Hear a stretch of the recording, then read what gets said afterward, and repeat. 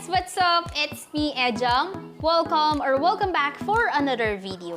For today's video ay paano ba gumawa ng social media icon gaya nito. At meron pang animation. Ayan. Kung interesado ka sa video na to, wag na natin patagalin. Without further ado, let's get started. For the gram. Bitches love the gram. Oh wait, shit.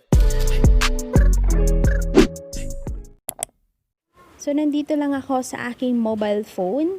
So, kahit anong gamit nyo ngayon, Android phone man yan, iOS, pwede yun. So, punta tayo sa ating Google para doon natin kunin yung ating social media icon. Ayan. Search lang natin, social media icon. Ayan. Then, ayan, marami kayong pagpipilian dyan. Depende sa taste nyo at depende rin sa account kung anong meron kayo. Gusto nyo i-promote. Ayan, long press nyo lang para ma-download. Ayan, para naman sa mga cellphone na hindi nagsisave yung image galing sa Google, pwede nyo namang i-screenshot. Screenshot natin para pwede natin matrim. Ayan, yung gusto natin kunin na image. Yan, pili lang kayo dyan. Madami-dami kayong pagpipilian. Kayo na lang magsawa. Iba-ibang style.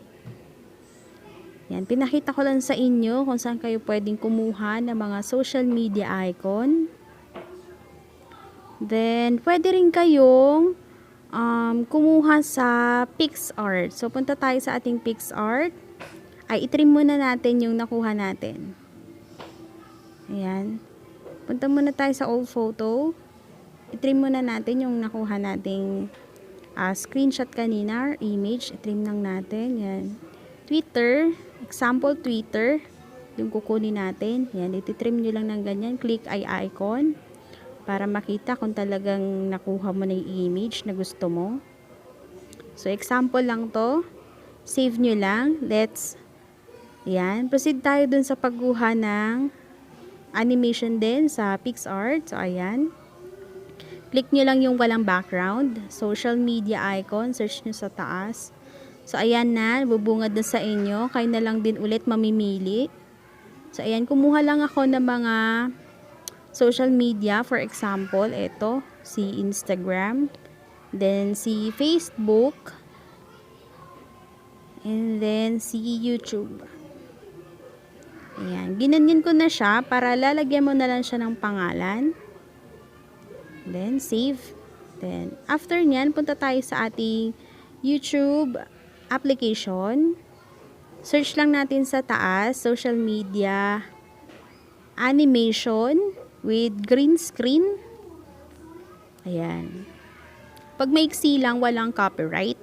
Pero pag sobrang haba na yung tipong buong green screen na i-upload mo, copyright na yun. Sa mamimili na lang kayo dyan, yung ganyang effects.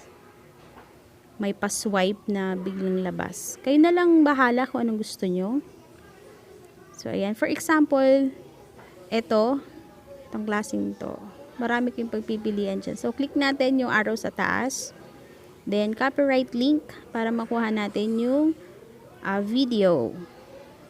So, ititrim lang natin yung kailangan natin. Punta tayo sa Google. Search natin MP3 converter. Pero hindi MP3 yung kukunin natin, kundi MP4, yung mismong video. Meron siyang MP4. Yan, click nyo lang yan. Paste nyo yung link na nakuha natin sa YouTube. Yan, convert. Then, download. Yan, click nyo lang yung download. So, ayan na. Ganun lang kadali. So, punta kayo sa inyong mga video editing. Kung ano man yung ginagamit nyo.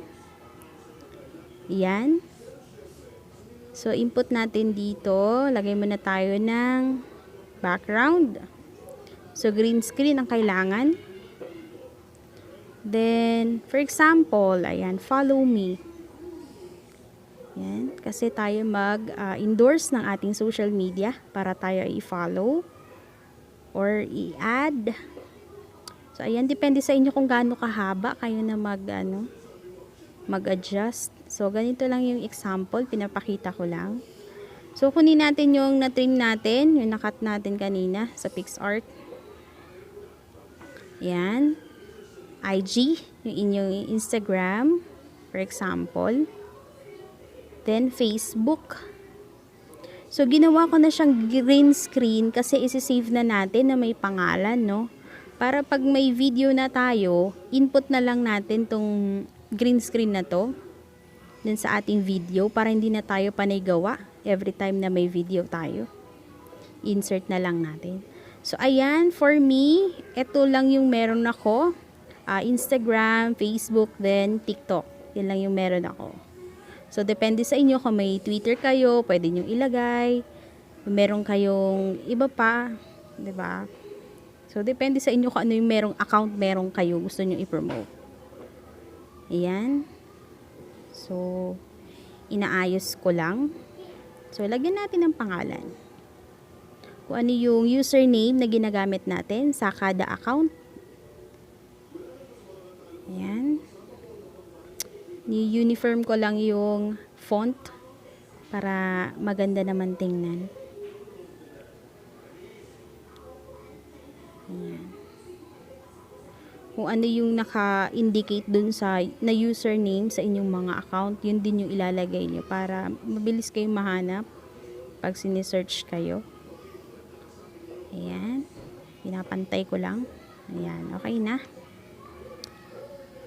Then, yan. Check nyo ng mabuti. Ganyan nyo. Yan. Atakin nyo lang. Spread nyo lang para umabot dun sa dulo. Ayan. Check nyo lang ulit. Iusog nyo pag hindi nakikita. And then, lagyan natin ng effects. Para pagkapasok niya, may effects.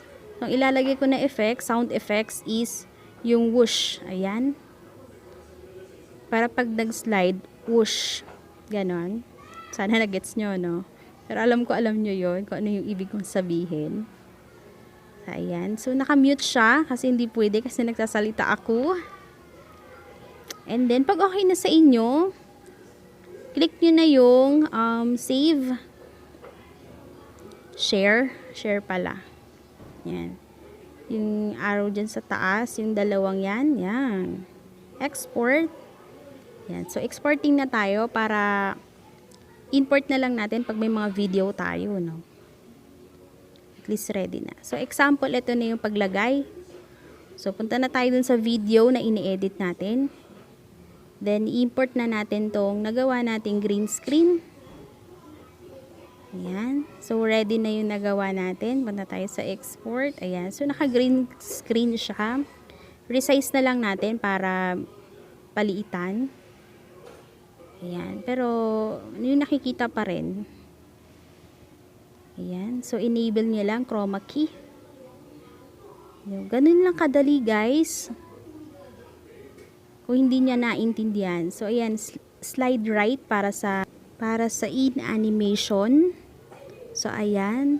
So, punta tayo sa ating green screen kanina, yung dinownload natin sa YouTube. So, input lang natin dito. So, gumawa tayo ng another project. So, i-cut lang natin yung ayan. Cut lang natin yung kailangan. Trim left. Then, trim right. Kung hanggang saan lang yung kailangan nyo. Ayan. Almost 13 seconds lang siya. So, huwag nyo kalimutan i-mute, guys. Kasi yung effects ng sound effects background nun, makukuha siya. So, kailangan nyo i-mute din yan. Then, after nyan, kung ano lang yung meron kayo, pwede nyo tapalan kung hindi nyo kailangan.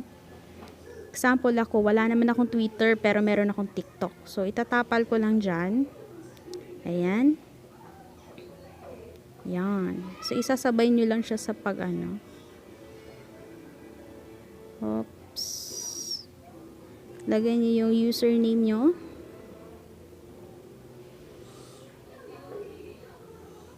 And then, resize nyo yung pangalan. So, ayan. Fade. May effect siya pag, in animation. Tsaka out animation. So, lalagyan nyo din ng out animation. Ayan. I-trim nyo lang ng ganyan. Ganyan lang kadali. Ayan. Fade. Okay. Ganyan. Oops. So, trim natin yung TikTok. Oops. Ganyan. Yan. Fast forward to guys. Kaya, kayo na lang mag-adjust. So, ayan. Ganun lang naman kadali guys eh. Username lang yung ilalagay nyo dun sa mga nakuha nyong green screen sa YouTube. So, ayan. Yan. Kasi, free naman siya. Yung ating Facebook. So, ganun din yung effects. Yung in animation tsaka out animation. Fade. Para tugma din sa effects na ating social media. Animation. Ayan. So, pakita ko lang sa inyo yung kabuuan ng paggawa ko nito. Pero naka-fast forward para hindi naman kayo mainip. And then, ayan. Make it sure na okay. Double check nyo bago nyo i-save. Ayan. Yan. Okay. Okay na sa akin yan. Share na natin. Then, export. Ayan. 13 seconds lang yun. Then, don't forget na i-mute bago i-save. So, ayan na. Import na natin dun sa ating video. Ayan. Import na natin dun sa video na nagawa natin. Ayan. Green screen. Resize lang natin, no? Then, chroma key, enable. Ayan, ganyan na yung itsura niya. Ayan. So, example lang to guys ha. Depende na sa inyo. So, yun lang. That's it for today's video guys. Thank you for watching at kung nagustuhan mo tong video na to, give this a thumbs up and comment down below para sa mga dagdag na katanungan. At kung hindi ka pa nakapag-subscribe sa akin channel, paki-subscribe naman. At don't forget to click the notification bell para ma-update ka sa aking mga in-upload na videos gaya nito. That's it guys!